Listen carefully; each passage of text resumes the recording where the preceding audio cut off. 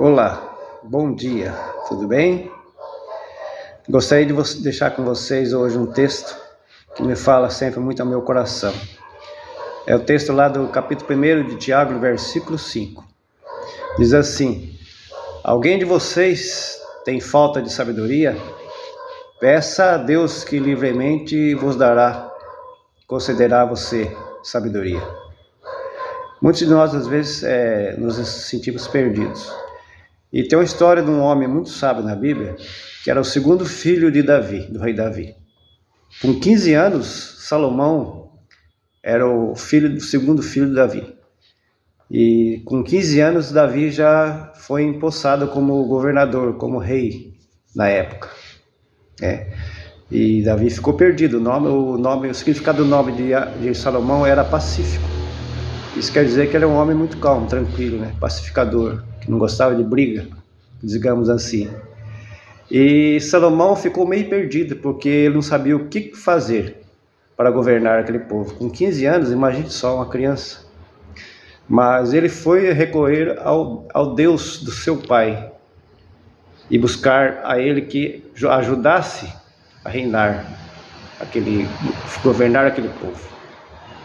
Então Deus lhe concedeu sabedoria, certo?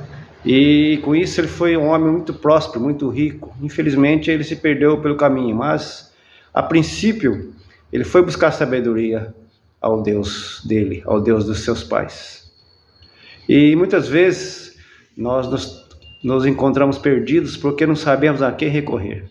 Muitos já de manhã já recorrem ao horóscopo, recorrem ao vidente, às noticiárias do dia, da manhã, vários sentidos.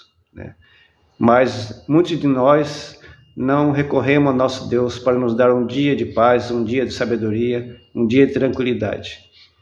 Então, quando a gente deixa de ouvir a voz de Deus, acontece o que aconteceu com Adão e Eva. Quando eles perderam o foco, que era a voz de Deus que eles deviam ouvir, eles se perderam e perderam a sua própria vida espiritual. Foram mortos na vida eterna, porque eles deixaram de ouvir a voz de Deus. Muitos de nós temos nos perdido por causa disso aí. Nós vemos grandes homens da fé que sempre quando estavam em apuro recorria ao sacerdote, que era o maioral das sinagogas, da lei, ou recorria diretamente a Deus, aqueles que eram maiores, no caso Moisés, Abraão, Jacó e muitos outros homens de Deus que recorreram a Deus. E Deus continua o mesmo ontem, hoje, será para sempre. Então, se você tem falta de sabedoria, não vai buscar um horóscopo, não vai buscar um vidente, não vai jogar orixás e cair em outros lugares, porque o Deus verdadeiro é o que vai dar para você a direção do seu dia.